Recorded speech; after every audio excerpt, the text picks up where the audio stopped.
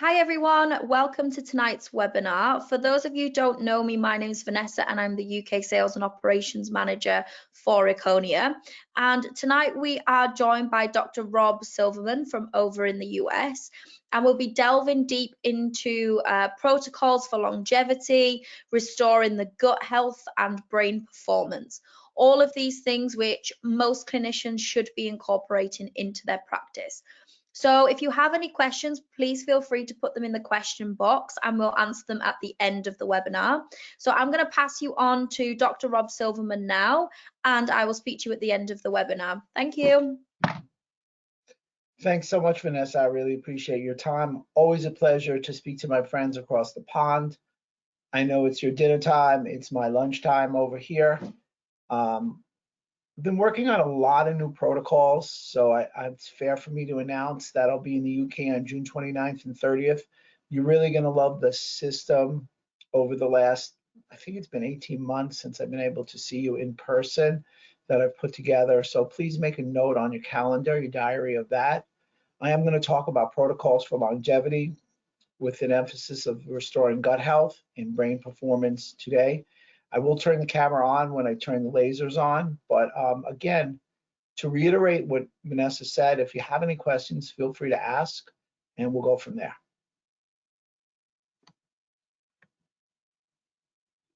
I believe that the key to longevity is turning on the health switches. The master switch is having a robust and resilient immune system. So really, to expand on that idea, longevity is not only turning on health switches, it's also balancing some switches and turning some off some switches. So if you think about inflammation, anti and pro-inflammation, it would be turning on the anti-inflammatory switch and turning off the pro-inflammatory switch, or balancing the two, homeostasis. So again, the backbone to longevity without question is immunity.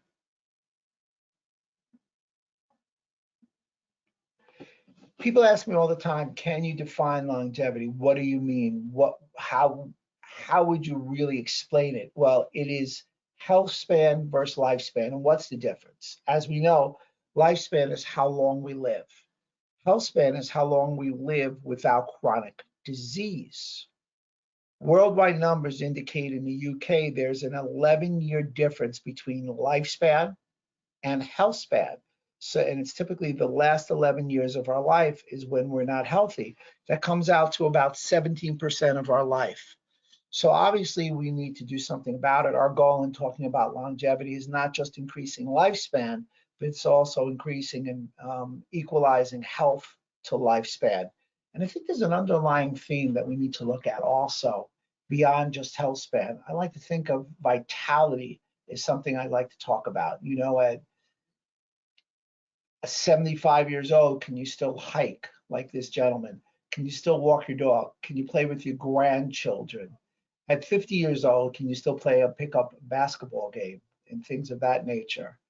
You know, interesting about chronic disease. I have American numbers on these, but you guys parallel us just a little, you're a little behind us, fortunately for you.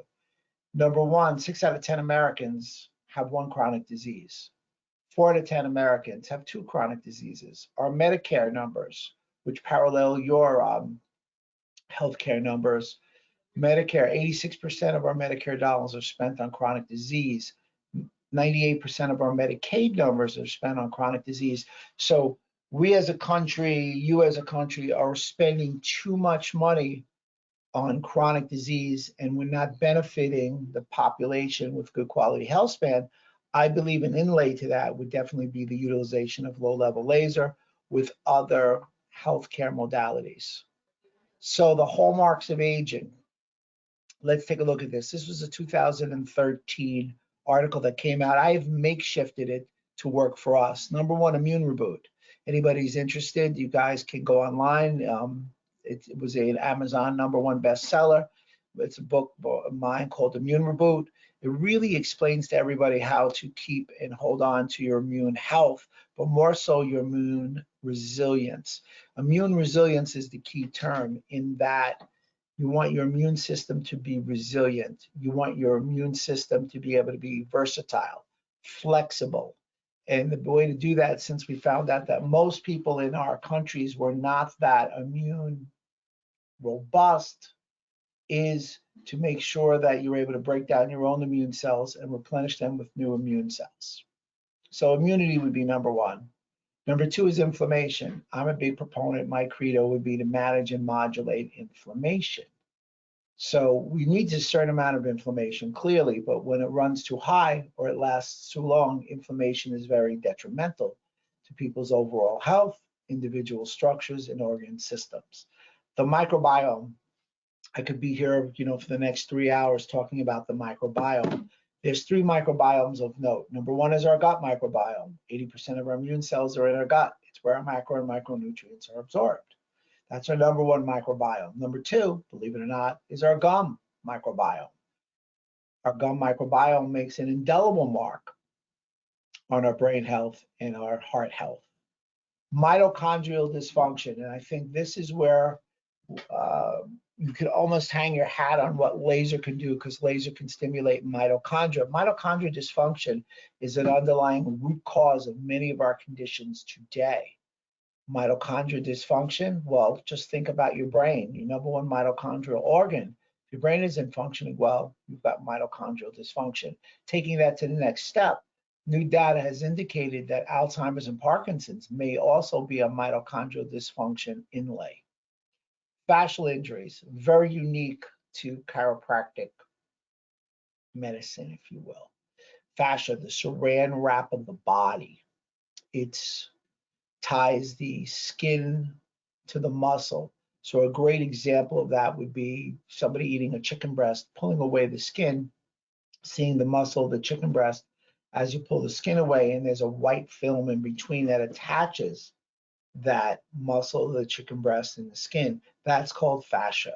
That fascia is an intracellular communicator. So fascial injuries, like to even a tennis elbow, rotator cuff, can be inflammatory markers throughout the body because the body is all interconnected. Vagus nerve tone. That again could be an hour to 2 hour conversation. Vagus nerve, cranial nerve number 10 goes from the medulla oblongata down through the transverse colon. It is the key to your superhighway to health. Vagus nerve can be stimulated and balanced through appropriate low-level laser training. Telomere shortenings, the shorter your telomeres, the closer you are to termination, if you will. Loss of muscle mass. It has been stated that muscle mass is the longevity organ. Most of us start to lose muscle mass at age 40. I will take that to the next step. When I talk about longevity, I don't talk just about muscle mass. I talk about muscle mass, and then muscle to fat ratio, and then strength. So, but the basic premise is the loss of muscle mass. Disrupted nutrient sensing, insulin signaling, mTOR pathway, AMPK, and sirtuins. Compromised autophagy, where we can't break down and get rid of our senescent cells. Our senescent cells are cells that are dead, and they're not able to get cleaned away. They become, with a nickname of a zombie cell, sort of like the monster, the Boris Karloff monster, where he's walking around and he's dead and he's spewing out inflammation. Obviously, good quality autophagy from intermittent fasting would help clear our immune system.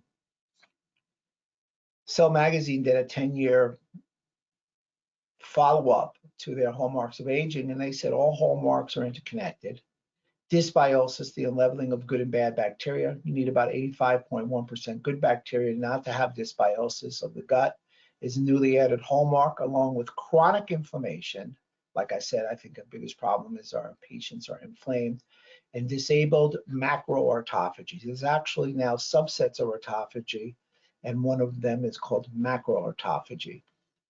Dr. Peter Tia, I think, does a wonderful job, said one of the most important things to understand when you're using some sort of intervention is, do you have a biomarker to know if you're doing it correctly? Well, last time I spoke on longevity, we talked about a litany of biomarkers. Here are some biomarkers or blood levels in longevity. And centenarians, people who live to 100, had lower levels of glucose, creatine, and uric acid.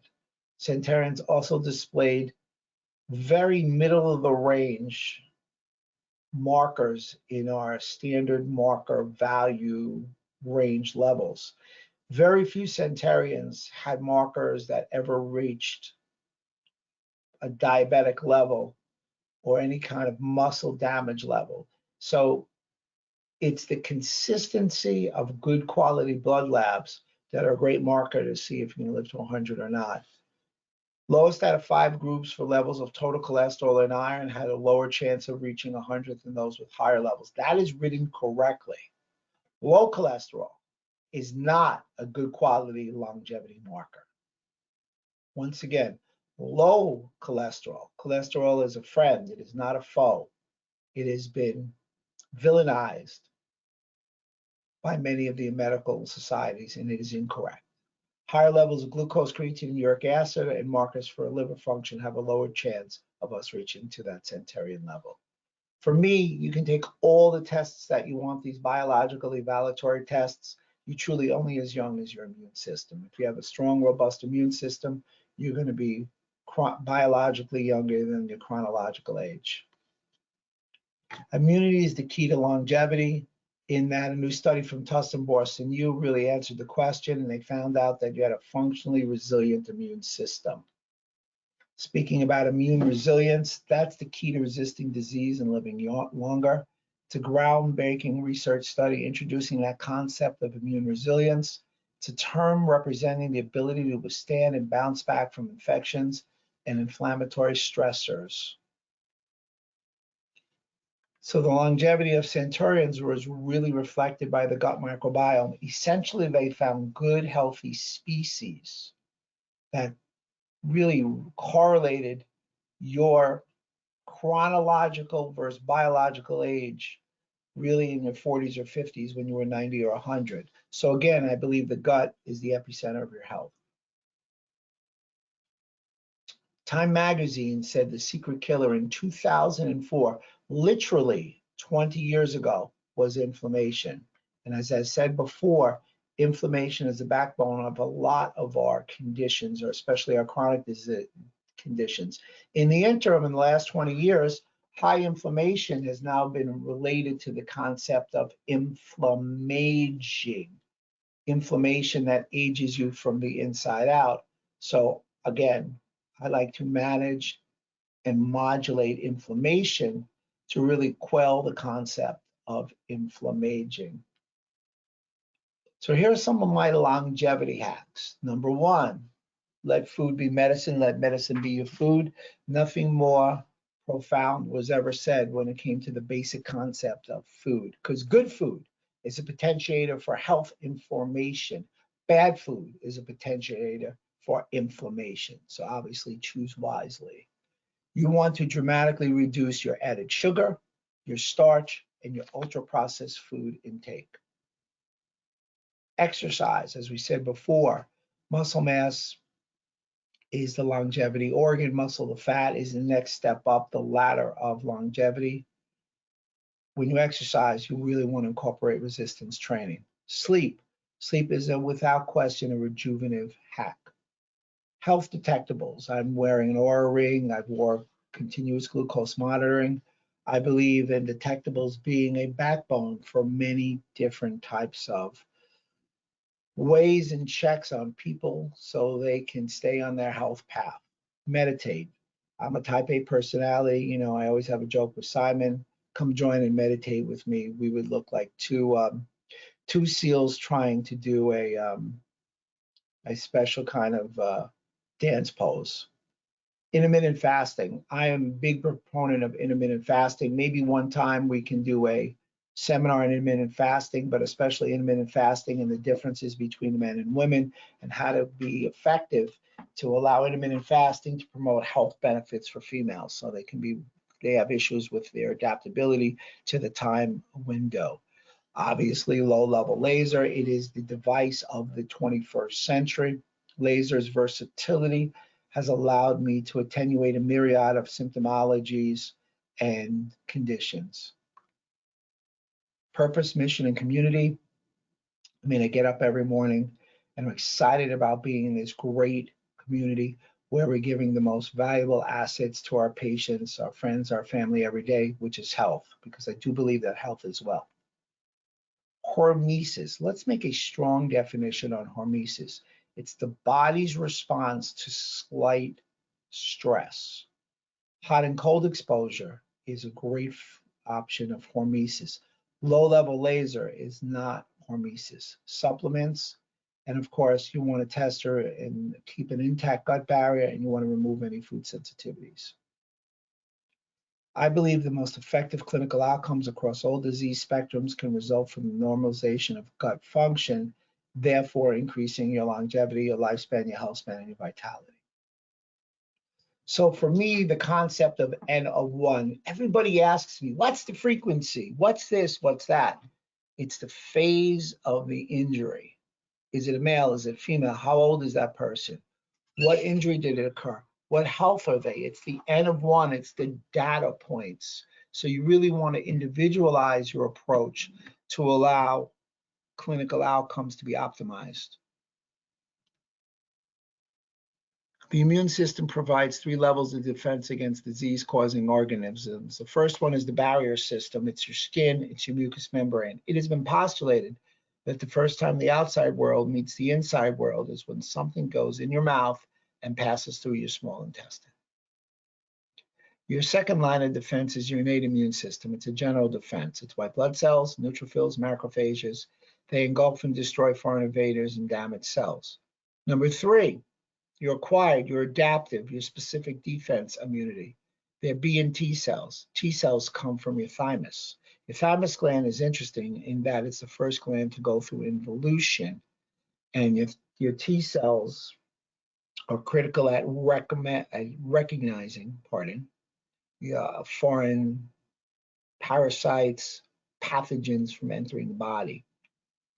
White blood cells, called B cells, come from bone marrow. They produce antibodies which memorize and characterize and catalog injuries to the body or attacks to the body.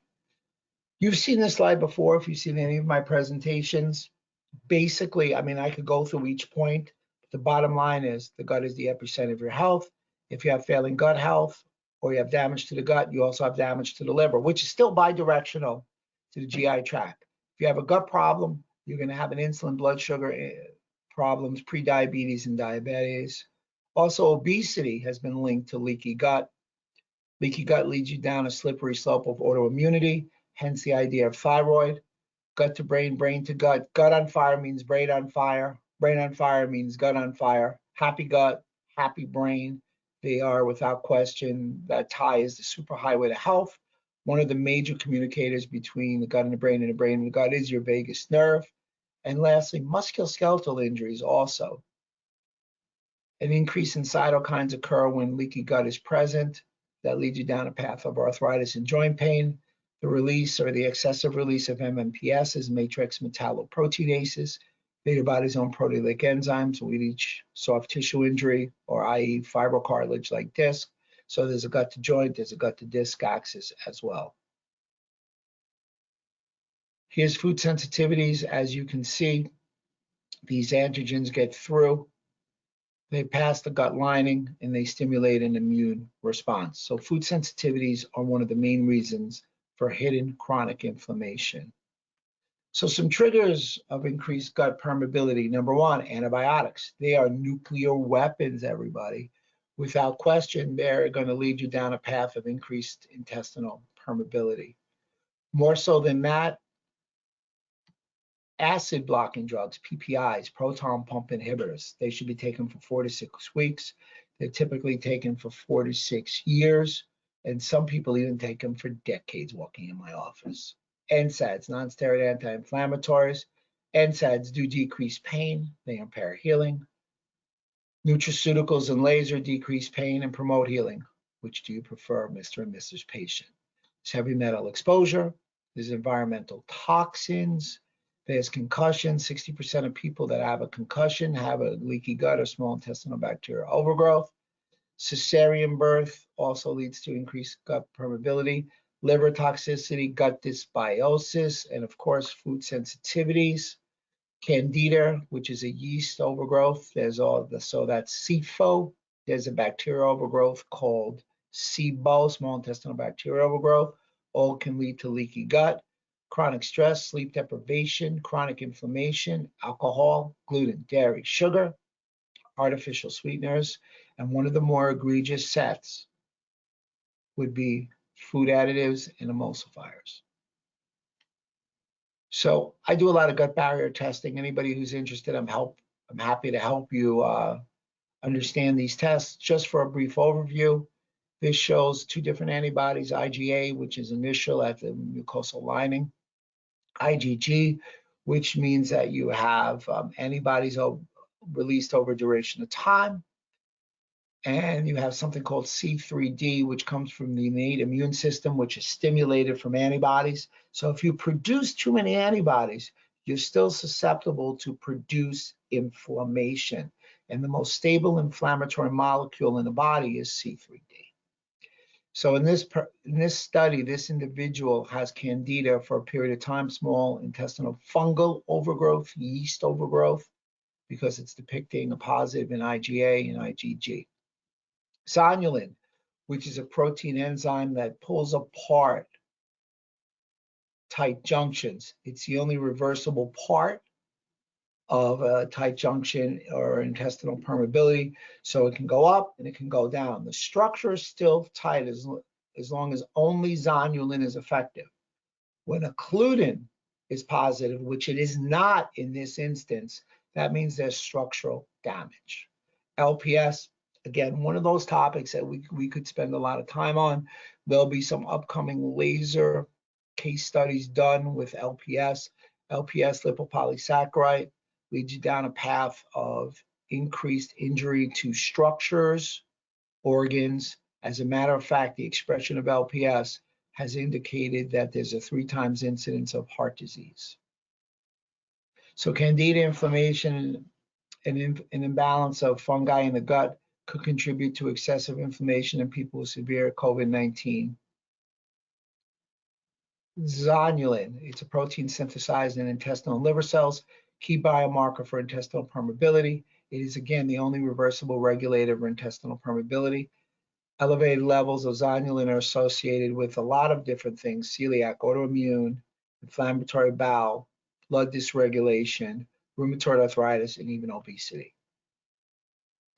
Higher levels of serum zonulin may rather be associated with increased risk of obesity, hyperlipidemia, also higher waist circumference, diastolic blood pressure, fasting glucose, and the increased risk of metabolic disease. Zonulin is a basic longevity marker, one that everybody should try and utilize to see your status for health span, vitality, and lifespan. Occludin, essentially occludin is the structure forming the tight junction. It's a barrier to regulate transport. Occludin is open, typically, or damaged in response to zonulin. Elevated levels are associated with the progression of intestinal permeability. Again, we talked about LPS before. I'm going to give you a little bit more background. It's a major outer and surface membrane components present in almost all gram-negative bacteria. Many of the gram-negative bacteria are pathogenic, approximately 80%. LPS acts as an extremely strong stimulator of innate immunity in humans. It's an endotoxin. It can release a large number of inflammatory cytokines. It's directly related to damage or epithelial damage in the gut. LPS can cross the famed blood-brain barrier. LPS also acts as a bridge between the gut microbiota and immunity, because as we know, that thin single layer epithelial cell that's known, which actually has the thickness of a wet paper towel, which is known as your gut barrier, bridges the inside of the body or the outside world and the inside of the body. If LPS is inside the gut, interleukin 10, which is an anti-inflammatory interleukin, and also conversely shuts off all pro-inflammatory interleukins, life is grand. However, when the gut barrier is compromised and LPS goes outside the gut barrier, interleukin 10 is shut off, so anti-inflammation is decreased, and all these pro-inflammatory interleukins like interleukin-1 beta, interleukin-6, interleukin-8, TNF-alpha are elevated, you're in an inflammatory state. LPS attaches to something called toll-like receptor. The huge takeaway from here is it stimulates NF-kappa B. NF-kappa B releases inflammatory cytokines and interleukins. The expression from LPS attaching to toll-like receptor also damages the mitochondria and also sends a second signal of inflammation to stimulate the NLRP3 inflammasome. So essentially, LPS attaching to toll-like receptor 4 stimulates two inflammatory pathways, NF-kappa B and NLRP3 inflammasome, while also damaging the mitochondria and also stimulating toll-like receptor 2, which is your atherosclerosis plaquing pathway. So that's how LPS increases the incidence of heart disease. This is a slide that I look at every day, and every time I look at it, I seem to learn more and more about the process.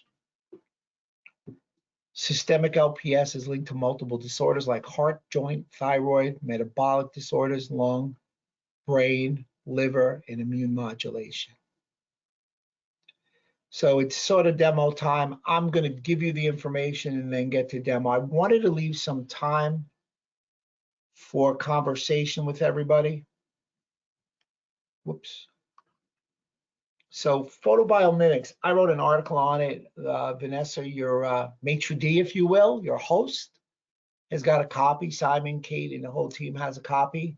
I wrote an article on photobiomimics explaining how it has the ability to alter the microbiome. Inherent in the word photobiomimics, photons affect the microbiome.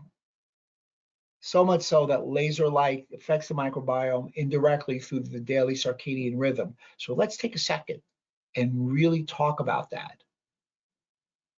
Applying laser to one's gut, and I use my Dr. Rob's master gut protocol. Everybody should write this down.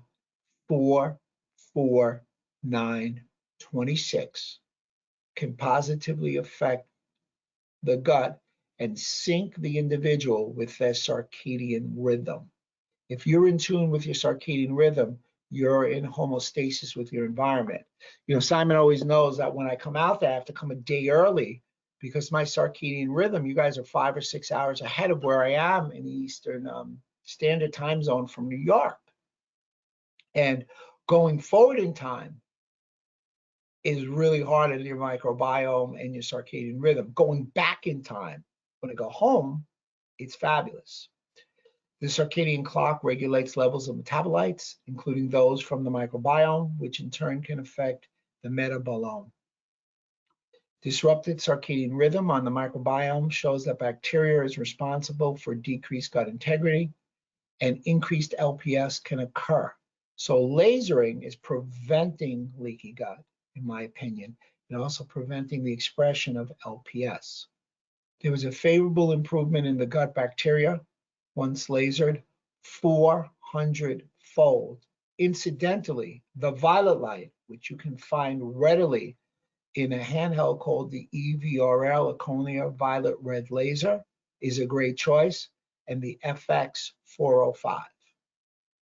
They were seen in this study in 2019 a significant difference in microbiota diversity between laser and sham. And that sham is LED, that's all those hot lasers, which are very deleterious to one's overall health. There's no reason for me to utilize any of them. I'm a big believer in non-thermal laser, which leads to electromagnetic transfer of energy. So the violet light, once again, really has a great effect in inhibiting biofilm formation and killing a lot of bacteria. Biofilm formation. What's a biofilm? It's a bacteria igloo. It's like plaque in your teeth. It's sticky, it's protective, it's gummy. Biofilms have been shown, or at least stated by the NIH, to be present in 80% of bacterial infections in your gut. So within that, if you don't have a way of breaking up the biofilm, you're never going to reach solid gut outcomes. The moment that I started to use biofilm busters and add low-level laser, especially the violet light, because it exerts a direct antimicrobial activity on different bacteria, was when I started to really elevate in my outcomes with my gut protocols. This slide speaks to the idea that 405 enhanced antimicrobial activities for photodisinfection of biofilms. Identified the 405 nanometer as a specific wavelength with increased anterior antibacterial activities. EVRL FX405. So here's a little bit of a protocol for you. Here's the FX405. You could have the 635, and there you see the application of gut protocol. Remember, if you have a handheld, it's 44926. If you've got a 635, it's 44926, 926. If you have an FX 405, it's 44926, 44926. Now, I'm actually going to turn on I cannot see my camera.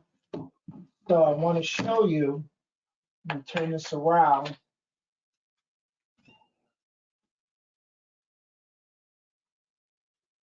Just load it up. Hello, everybody.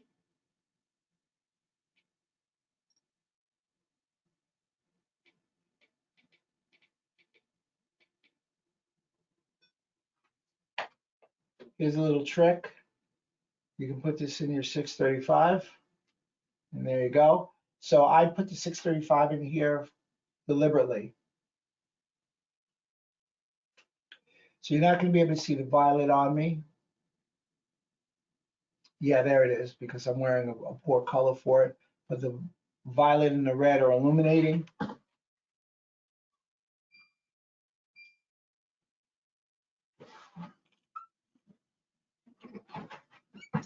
It's just me in here today. So hopefully everybody can see. Vanessa, let me know if you cannot see. I've just added the 405 to the 635 and stacked. I think you can move the camera down, like angle it down slightly. How's that? Yeah, that's fine. I can see. So you're standing up just on the gut area. So you could do the 635, you could do the 405, but you could also stack. So a lot of people have bought a 635 and now have a 405. So it's simple. This is what we call stacking. 1 + 1. If you just have the EVRL, this is how you would laser the gut. Every patient walking in should get a gut laser application. Now, before I go any further, are there any questions on that or any questions on any of the material that we've covered so far?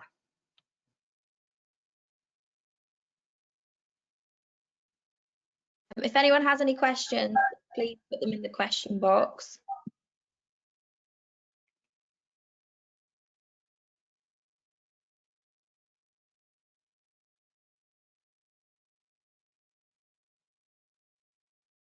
Okay, we can continue for now. Oh, hang on.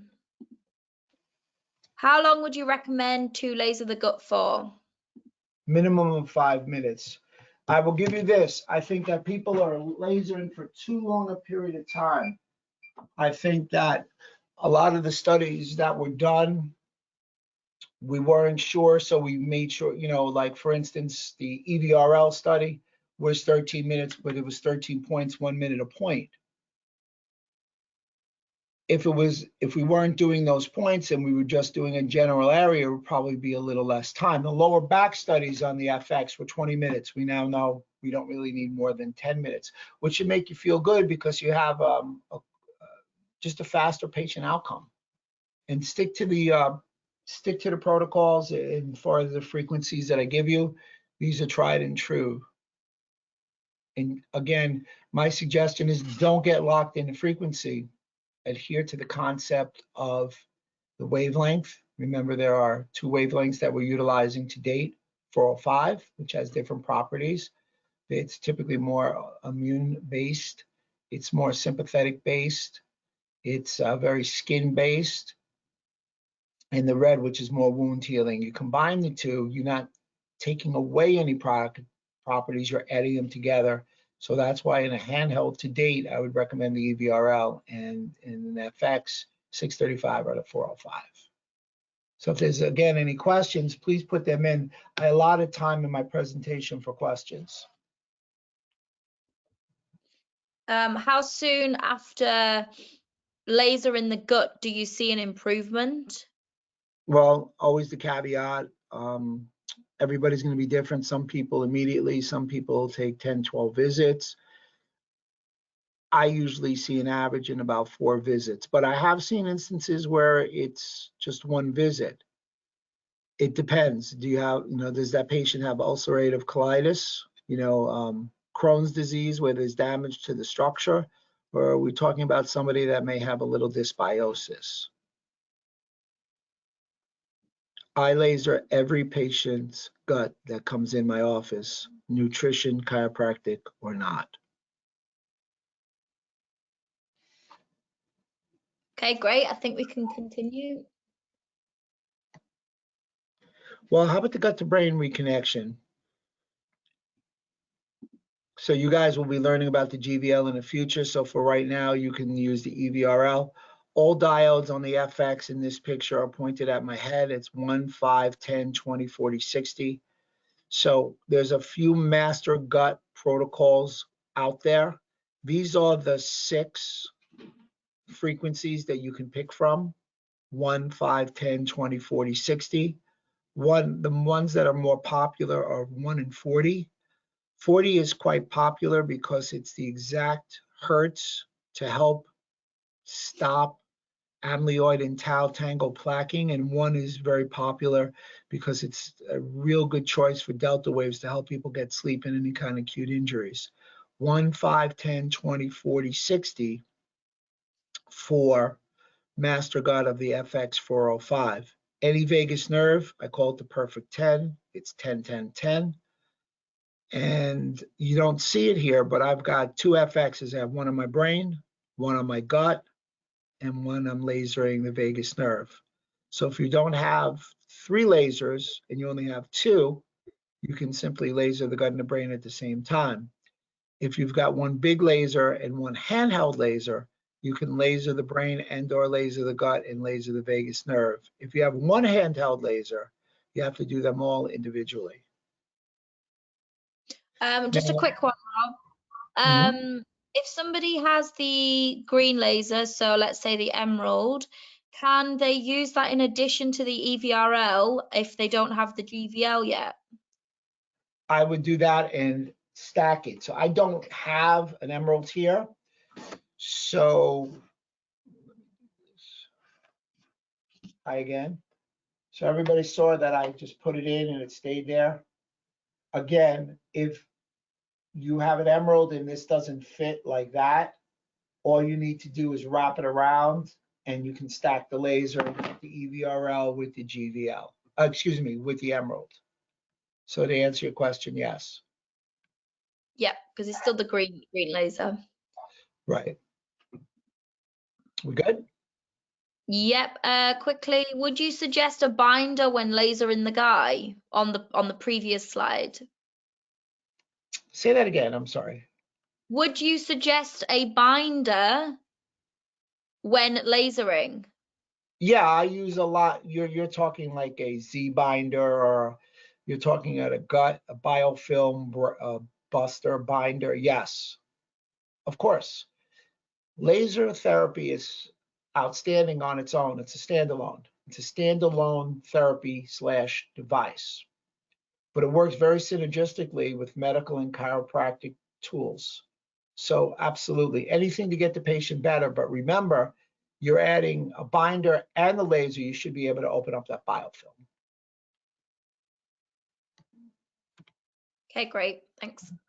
Low-level laser application is shown to be great in pre-diabetics. It increases magnesium and vitamin D expression, but it's also shown to reduce apoptotic factors and increase glutathione levels in different pain models. Glutathione, which is your master antioxidant in the body, glutathione decreases as we age.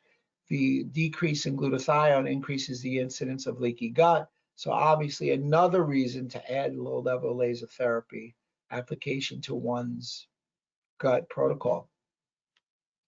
BDNF, brain-derived neurotrophic factors. BDNF is a protein enzyme that comes from the gut that goes to the brain that stimulates brain neurogenesis. Now, there's 2 studies on showing that the application of low-level laser increases BDNF. So conclusion 1, benefits of low-level laser to the brain is mediated by stimulation of BDNF production, which may in turn encourage synaptogenesis. Low-level laser may have applications for neurodegenerative conditions. That study, the second study, suggests upregulation of BDNF with low-level laser ameliorates amyloid beta-induced neuron loss. So you're really seeing some excellent choices for laser. Yes, I think lasering the brain is a great choice, but I think lasering the gut, or at least the gut first, may be the best choice. BDNF shows promise as a treatment strategies for neurodegenerative disease. It has been shown that lower levels of BDNF are present in Parkinson's disease. Brain BDNF expression is reduced in people with Alzheimer's, and production and transport of BDNF is altered in Huntington's disease. So let's really talk about the gut to brain connection, getting to the root cause of a broken brain. So I'm a big believer, you probably just heard me say gut on fire means brain on fire. Brain on fire means gut on fire. Happy gut, happy brain, happy brain, happy gut. You get this production of inflammatory cytokines, which actually cross the blood-brain barrier. They activate the brain microglials. Microglials are the macrophages of the central nervous system. They eat cellular debris. You have 2 types of microglials, M1 and M2. M1 is a pro-inflammatory microglial. M2 is an anti-inflammatory microglial. M1 is much more pertinent or present and popular in females. Women have a tendency not to be able to flick the switch from the pro-inflammatory microglials to the anti-inflammatory microglials. One of the reasons that they're more commonly getting neurodegenerative diseases and having worse and slower outcomes for concussions. You then lead to brain inflammatory neurodegeneration. You now stimulate the brain to gut axis to an inflammatory neurodegenerative, and you've got the enteric nervous system getting involved when you have your gut. Your gut, here's my argument. Your gut has its own nervous system. It's called the enteric nervous system. It's the largest nervous system in the body. And your gut also can communicate with your brain, which is part of your central nervous system. So I believe the bullseye, again, is your gut, and your brain is 1A, if you will. So neurological dysfunctions in the gut-to-brain axis, just from simply gut dysbiosis, which we know if we apply the laser, changes the bacterial environment of the ecosystem 400 times. So you're really never going to have gut dysbiosis if you apply the laser appropriately. You're going to decrease your incidence of depression, anxiety, bipolar. So you see a great change in mental health, autism. A lot of studies coming down the pike on Erchonia lasers and autism, Alzheimer's and Parkinson's, which are neurodegenerative disease. They're also autoimmune diseases. Dementia goes with Alzheimer's, multiple sclerosis, epilepsy, even ALS. So let's take a look at stress, adverse effect on the gut barrier, gut microbiota composition, toxic chemicals, medications, inflammatory cytokines, undigested food molecules, lectins and agglutins, which are direct binders, food colorings and gums, all damage the intestinal barrier and causes intestinal barrier dysfunction. They lead to food allergies, intolerances, and food sensitivities, which leads to immune system abnormalities, ultimately autoimmunity. That autoimmunity really influences the blood-brain barrier and leads you down a path of neuroautoimmunity. Anything that passes that cherished blood-brain barrier has brain material and brain matter to focus on. No questions about that gut to brain axis, how you're going to fix the brain performance via the pathway of the gut. Just a quick question on a protocol. If somebody is quite large, so i.e. quite a lot of surface area to cover, would you still only do 5 minutes laser in the gut? Yes, because it's all about absorption, and the lasers, the Erchonia lasers, are about absorption. It's not about the depth of penetration. It's about the quality of absorption. Anything else after that one? No, all good with that. So this slide really talks about the gut microbiome and the release of the gut microbiome of amyloids. Amyloid plaquing is always implicated in Alzheimer's. Amyloids are produced and released through the GI barrier into the bloodstream because of the expression of LPS. LPS also damages the blood-brain barrier, which allows the amyloids to parse and pierce the blood-brain barrier, get into the brain, and stimulates central nervous system amyloid plaquing, therefore leading you into inflammatory neurodegeneration, central nervous system inflammation, and ultimately neuroimmune disruption. The gut microbiota dysbiosis, we talked about that before. This is very common in Parkinson's disease. Parkinson's disease, again, is bidirectional, gut to brain, brain to gut. We also know that alpha-synuclein, which is implicated in Parkinson's, can take a ride from the gut to the brain via the vagus nerve when vagus nerve tone is not balanced. ALS, and I have some really good ALS protocols. When you guys come to see me in June, I will be showing you these protocols. These are real involved. They need to be seen over a duration of time. It's just one quick thing where you can ask for the frequency and think that's it. So ALS is probably the toughest out of the neurodegenerative diseases because, as that third bullet states, 6-month probiotic treatment influenced gut microbiota composition. You don't start to see an improvement for 6 months. And in ALS, that 6 months is like a lifetime to allow that disease to cause more damage. Brain facts, don't use hot lasers. Again, a lot of people from the UK asking me about different lasers and hot lasers, LEDs. Don't use a hot laser. Your brain is only 2% of your human mass. It weighs about 2.9 pounds. But yet it utilizes 25% of your body's total glucose utilization. It also has 20 to 25% of oxygen consumption of the body. Most cerebral processes are sensitive to temperature fluctuations. These temperature fluctuations modulate behavior changes and reflexively generate the autonomic response. Hypothermia is shown to protect against excitotoxicity. So a cold brain is actually much more effective than a hot brain. To put something that would utilize heat to the brain, I would just basically say that's a fever.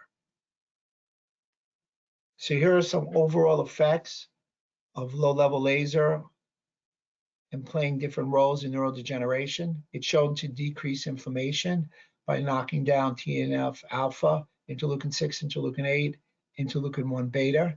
It's also shown to increase antioxidant capacity by stimulating the NRF2 pathway, preserves mitochondria by decreasing a lot of our reactive oxygen species and making the mitochondria function more effectively. It decreases plaque formation. It increases anti-apoptosis, which doesn't allow cells to die before their time, and allows for the survival and neuronal activity by increasing dopamine, serotonin. 93 to 95% of serotonin comes from the gut to the brain, and BDNF.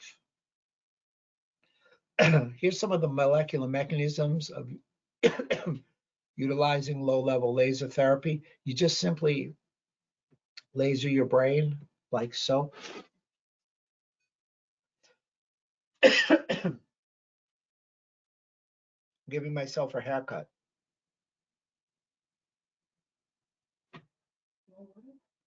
Sure, it's in my office.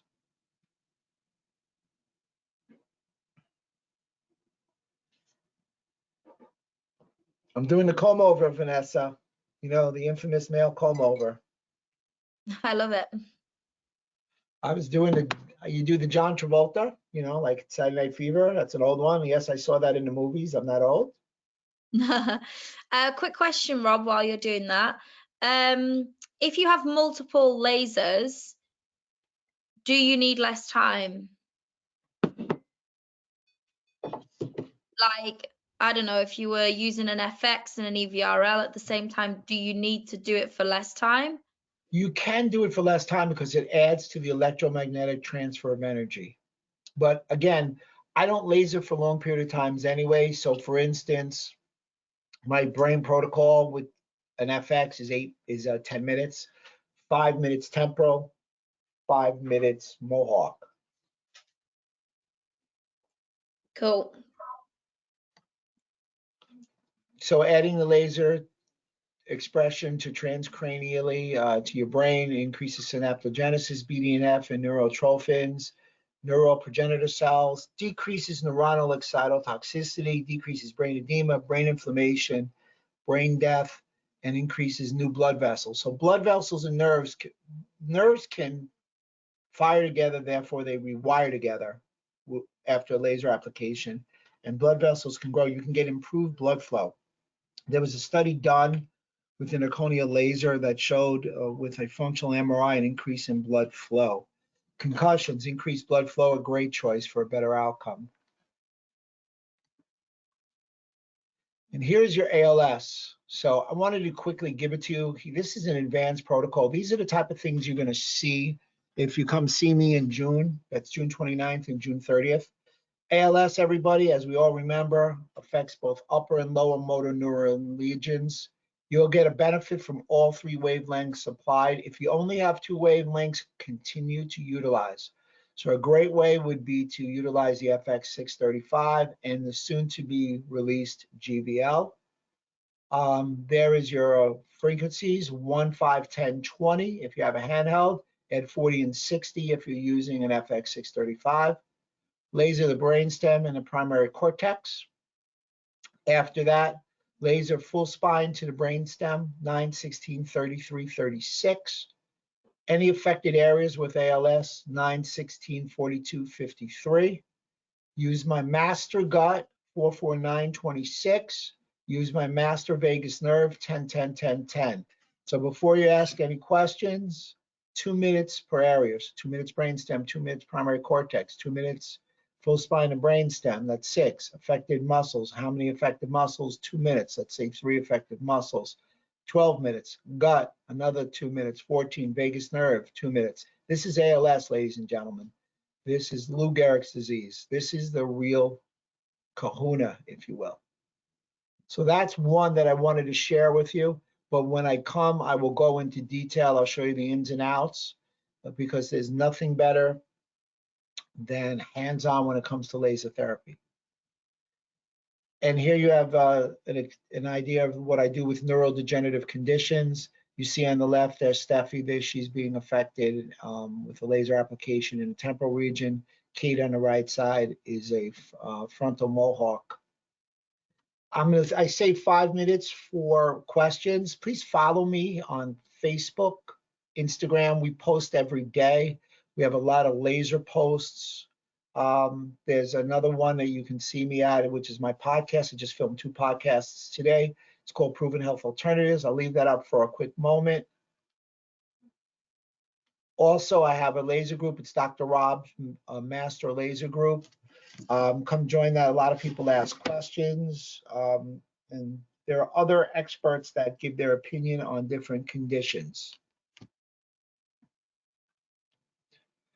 Hopefully we'll have some books when we come out in June. Anybody interested, they can order my book. I'm going to open it up for questions and answers right now.